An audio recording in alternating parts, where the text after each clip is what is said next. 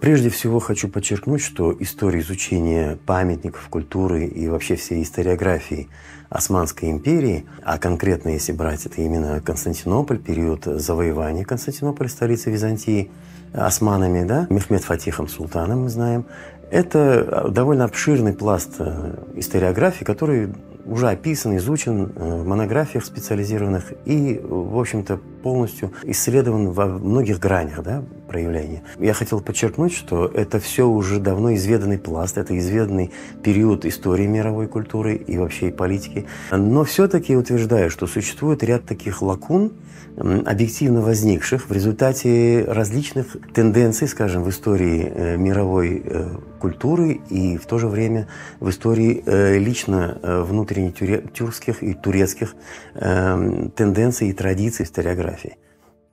Некоторые вещи базируются на том, что в османской историографии, которая принята в академической науке, прежде всего Турции, да, некоторые позиции были как бы спущены на такую зону умолчания. Вот частью из них является вопрос так называемой периода завоевания Константинополя, именно касательно завоевания Мехмед Фатиха Айя Софии и превращения этого памятника главного храма, скажем, Византийской империи в главную же мечеть Османской империи. Мы знаем, это первая мечеть Стамбула.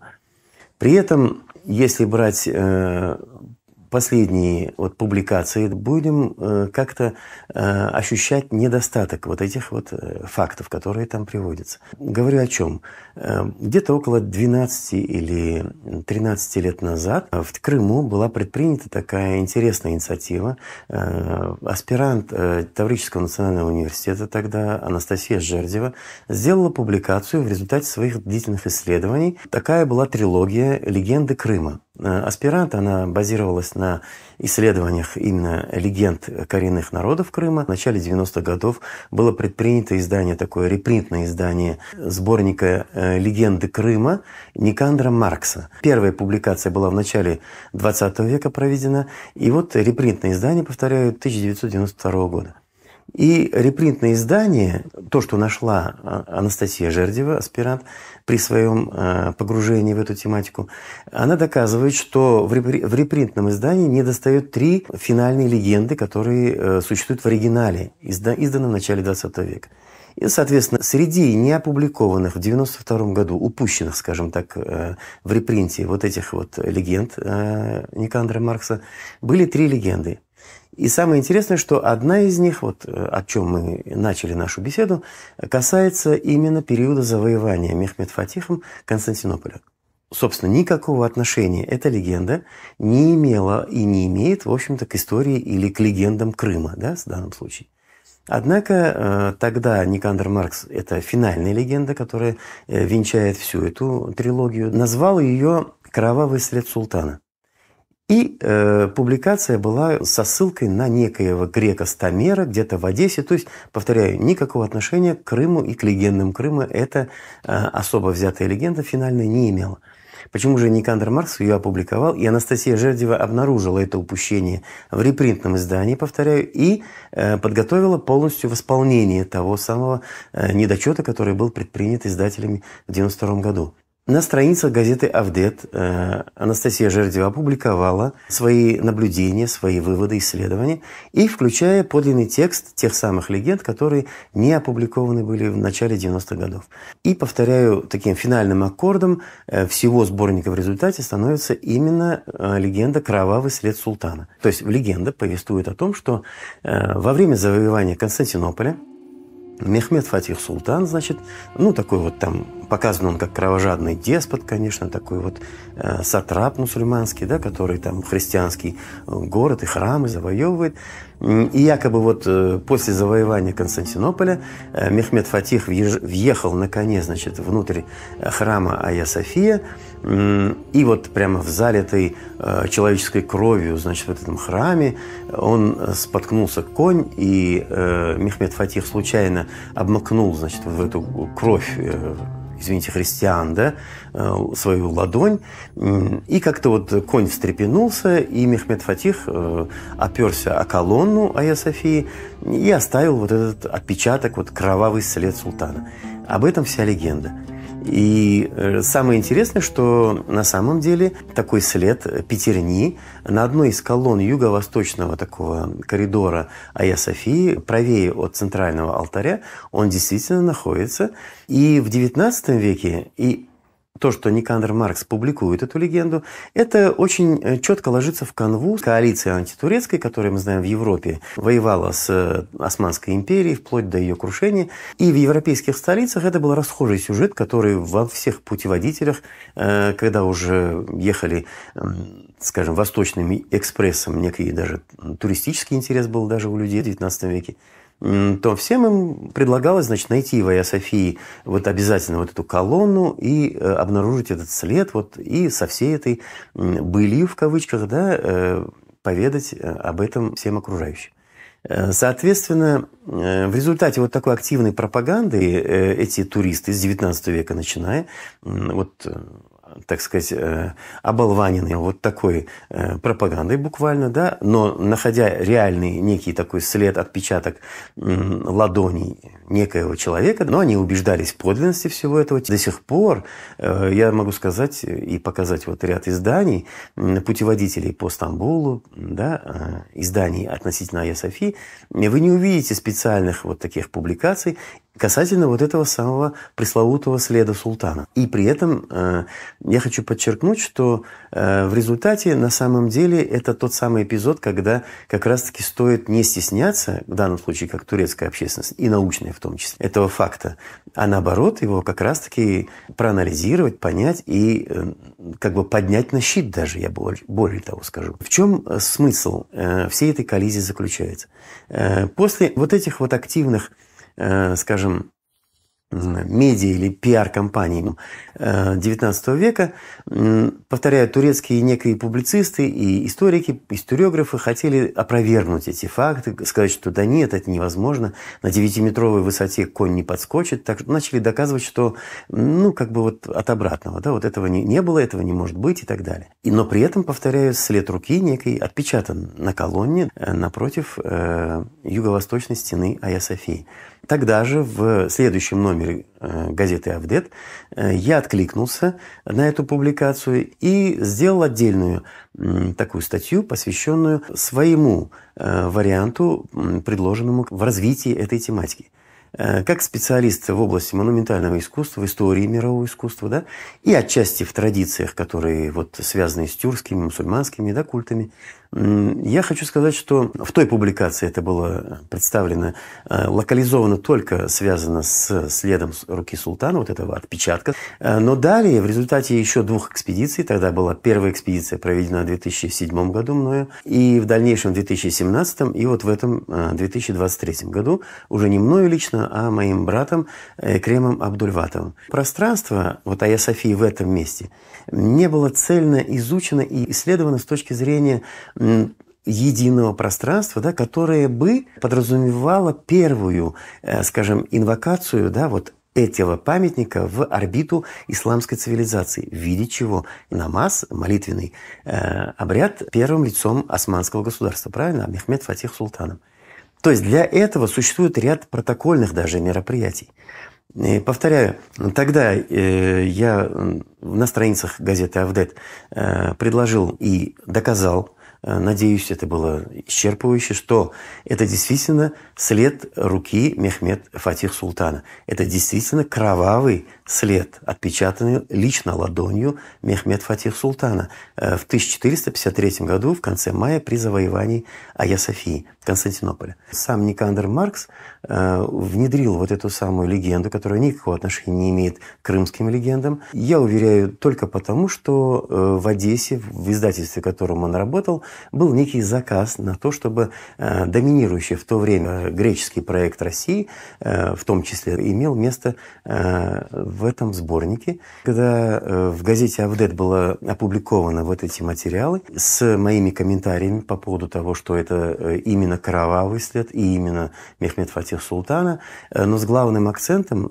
согласно именно правилам экзегетики мусульманской и вообще тюркской кочевой традиции, которой был не чужд, естественно, Мехмед Фатих Султан, то, что во время первого намаза, как это должно было происходить, какие ритуальные действия, кроме, собственно, намаза, должны были состояться в тот момент времени самим Мехмед Фатих Султаном или и даже его ближайшим окружением, то становится совершенно очевидно вот эта драматургия всего этого процесса, когда первый намаз был совершен. Мехмед Фатих Султан обязательно по мусульманским и по древнетюркским кочевым традициям должен был принести в жертву ягненка.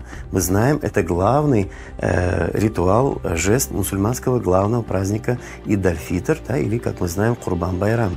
Соответственно, для того, чтобы осветить некий памятник, некое священное место, да, по правилам авраамическим вообще, в данном случае Мехмед Фатих Султан, согласно мусульманским обычаям, принес в жертву ягненка и чистой кровью жертвенного барашка, принесенного в жертву в этот момент, он оставляет след своей руки на северной части локальной зоны, где он совершил этот намаз. Но при этом, когда человек находится в пространстве Айя-Софии, видит наверху, на 9-метровой где-то высоте, вот оттиск левой ладони человеческой, то тут же на противоположной стороне, на южной стороне, немножко на юго-восточнее, да, человек сразу обращает внимание на небольшую михрабную нишу, точнее не нишу, а нарисованный на стене, на мраморной плите южной стены Айя-Софии такой соразмерный человеку михрабный проем. И рядом с ним же, прям под этим михрабным проемом, мы видим небольшой подиум, сооруженный тоже на скорую руку. То есть сделано это в виде петроглифа точно таким же способом, как и след с руки султана. То есть я уверяю вас, что это два изображения, созданных в один момент времени, которые обозначают ровно вектор направления молитвы мусульманской на киблу. Соответственно, если возьмем след руки султана как точку А исходную, то место, где на скорую руку был нарисован этот михрабный такой алтарь, он будет выводить ровно на мекканское направление. Вот, соответственно, там же и была привнесена в жертву чистая кровь ягненка. Вот это самое пространство от оттиска следа руки султана до этой михрабной ниши, это и есть направление на Мекку, это и есть та самая малая зона, которая была завешена коврами. Ясное дело, что изображения там в тот момент времени были доступны, они все были видны. Я не исключаю, что был виден полностью алтарь. Не такой роскошный, как его увидели, например, крестоносцы еще во время 4-го крестового похода, которые уничтожили главный алтарь вот Византийской Софии. Но изображения по стенам, мозаики и росписи вполне были доступны. И, конечно, вот эту небольшую малую зону, вот этот некий крыло такое, пандатив, да, и было велено завешать турецкими коврами. То есть это пространство где-то 12 метров на 15 метров, скажем, вот так. Не всю Софию, разумеется.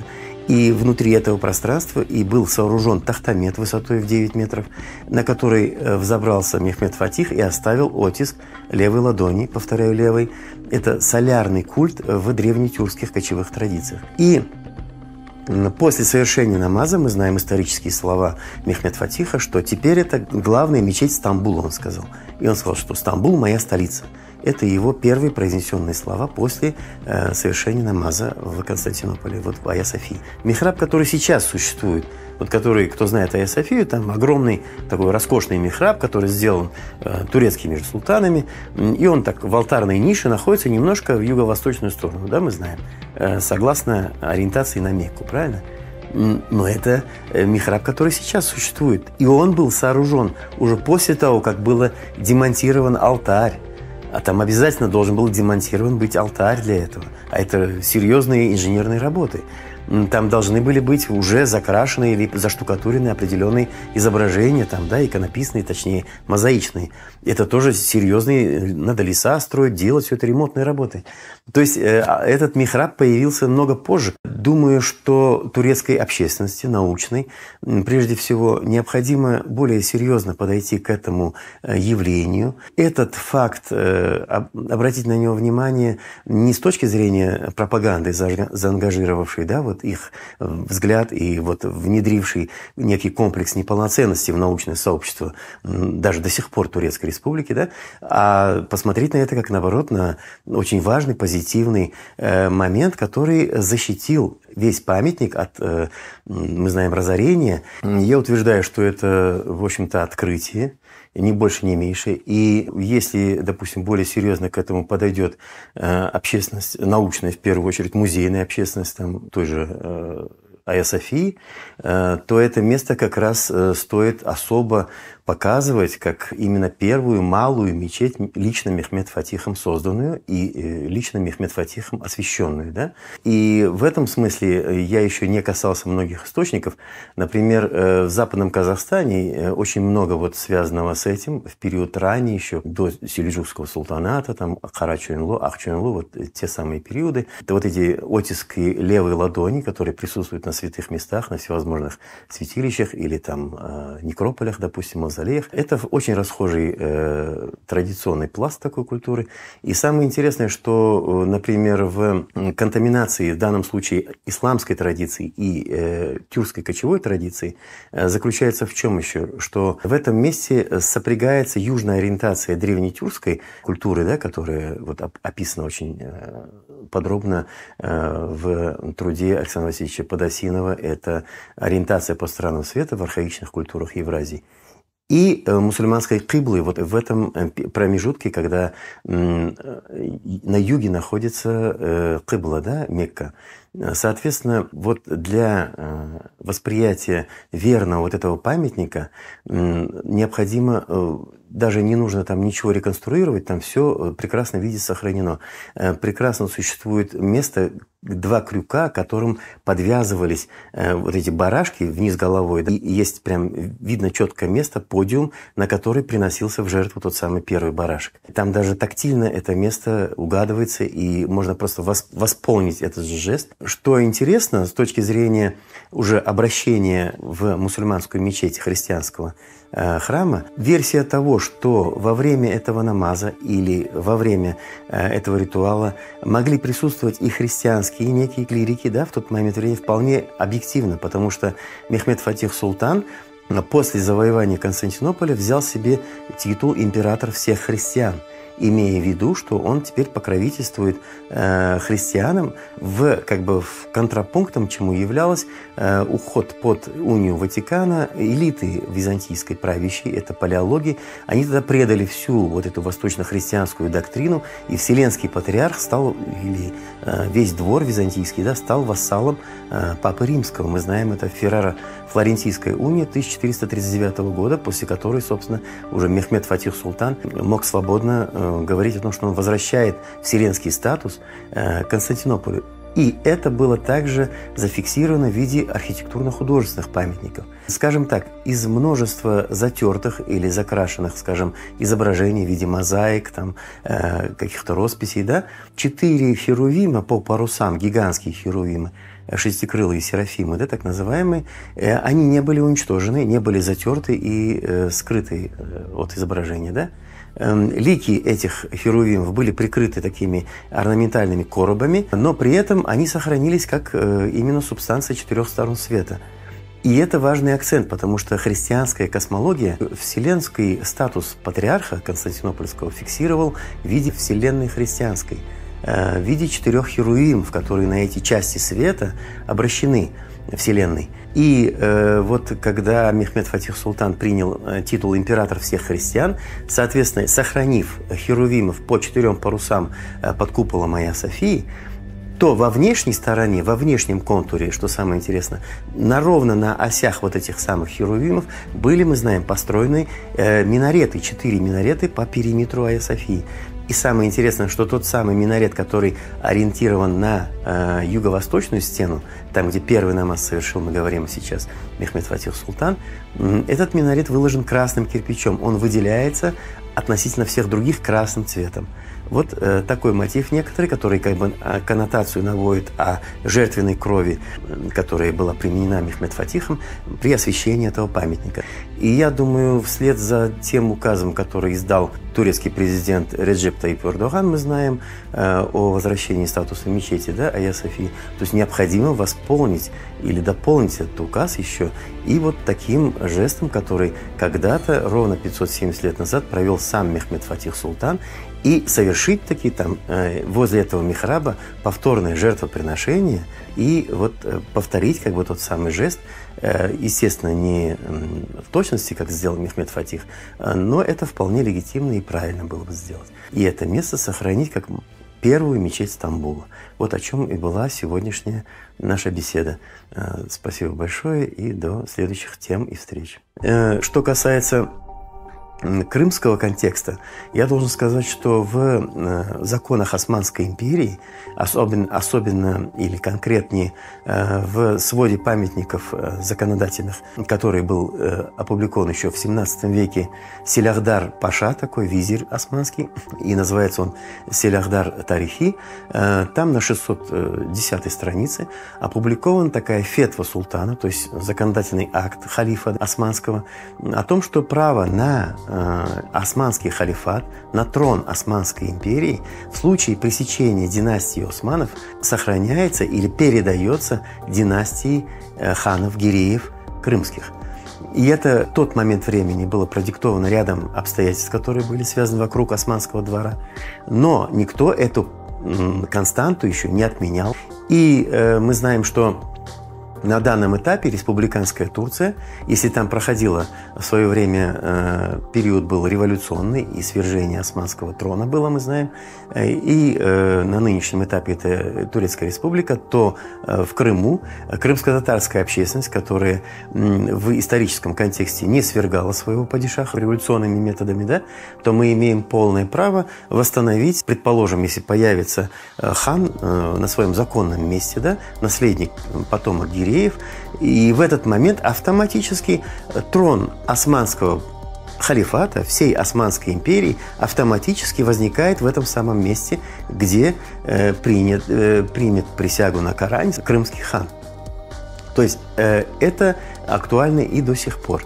Если теперь на современном этапе в Стамбуле это еще находится в некой зоне умолчания, вот это самое явление, факт малой мечети, личной мечети и первой мечети Мехмед Фатих Султана внутри Айя Софии, да, то мы можем эту реплику сделать вовне. В данном случае в Крыму мы имеем полное право повторить этот самый памятник современными материалами. Это нетрудно сделать точную копию и место, где михраб находится, и место, где находится оттиск левой ладони Мехмед Фатиха. И вот давайте на эту тему у нас в Крыму подумаем, где это можно сделать и повторить, и напомнить, так сказать, турецкой общественности, что не все они еще знают о своем самом главном памятнике Константинополя, столицы Османской империи, Стамбуле.